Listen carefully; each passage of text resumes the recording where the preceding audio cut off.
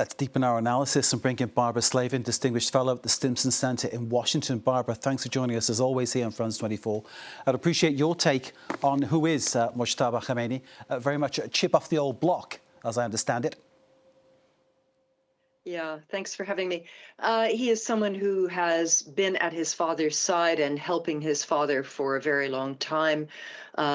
We focused on him back in 2019 as a potential successor. He is very, very close to the security services, to the Islamic Revolutionary Guard Corps, and reportedly played a significant role in crushing the so-called Green Movement in 2009. When Iran had fraud-tainted presidential elections. So he is not a liberal reformer by any means, but he, of course, as your correspondent mentioned, has a target on his back from the United States and Israel. And a friend of mine on social media said that the betting sites are already saying he has only a 7% chance of surviving. So he's not appeared in public, and perhaps that's wise under the circumstances. And no surprise, of course, that Donald Trump wouldn't approve of this appointment. I mean, why would he? Well, Donald Trump has decided he is the person who has the right to choose the next leader of Iran.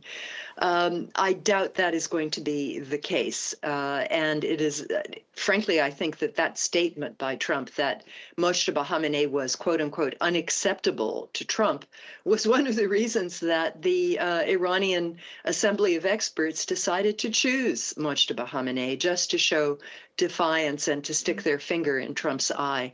I should say that there have been some interesting developments just recently, and I was looking on social media. Apparently, Donald Trump is beginning, it looks like, to get tired of this war. He told, let me see if I can find it here, a correspondent for CBS News in a phone interview, I think the war is very complete, pretty much.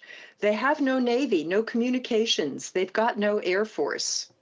He said the U.S. is very far ahead of his initial 4 to 5 week time frame. So I think the skyrocketing price of oil, the collapse of the stock market, the increasing casualties all over the region, the Iranian ability to continue to hit infrastructure in the GCC countries as well as to hit Israel is beginning to sober our president up. Indeed, and perhaps a sign that there really is no plan behind the madness that's been unleashed. No, there never was a plan. This was something that appealed to Trump. He was, of course, spooled up by Bibi Netanyahu, the prime minister of Israel, who has been trying to get an American president to bomb Iran for nearly 2 decades.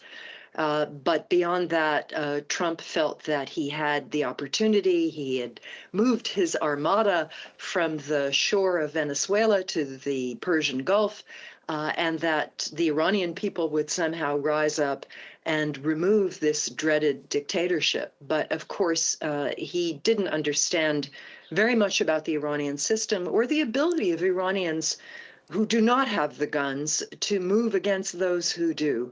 So a massive miscalculation on the part of Donald Trump, yet another one. And it looks like it will hopefully end soon with what is at best a Pyrrhic victory by the United States and Israel. Barbara, there's been a discussion, this is coming from the Kremlin sources, discussion between Putin and Trump on the issues regarding to the Iran war. Putin has a grand plan, apparently, and one can only imagine that Russia and Putin would benefit greatly from that. From the perspective of the new Khamenei, what is he likely to be looking for? Is it just a continuation of what is happening? It's to survive, for the regime to survive.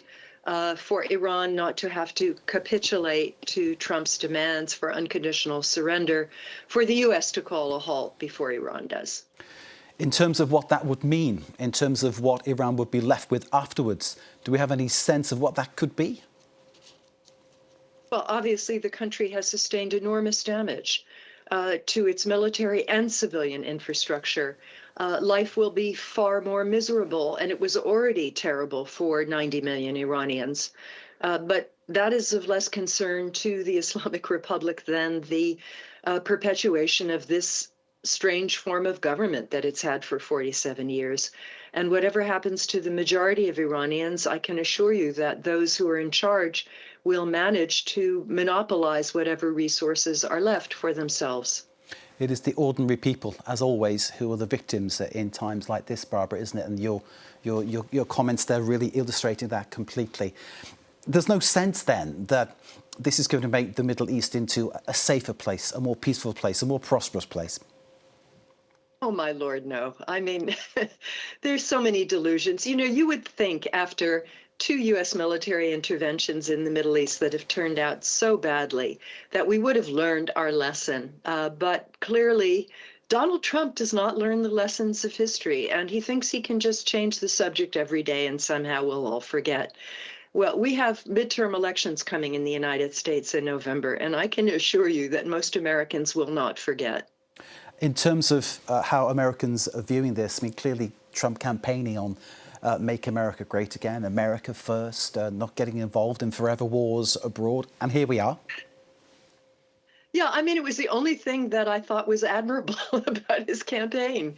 And he obviously was somehow imbued with hubris and thought that this would be, you know, a dynamic strike to change the course of history in the Middle East. And those of us who've lived in the region, who followed the region for decades, know that this is a very complicated part of the world and that it is often plagued by instability, that it usually gets worse before it gets better, and that if you don't deal with the root causes of the instability in the region, such as the Palestinian issue, you can't have peace in the Middle East.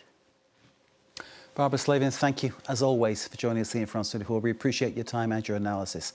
Barbara Slavin, Distinguished Fellow at the Stimson Center in Washington, D.C. Thanks again, Barbara.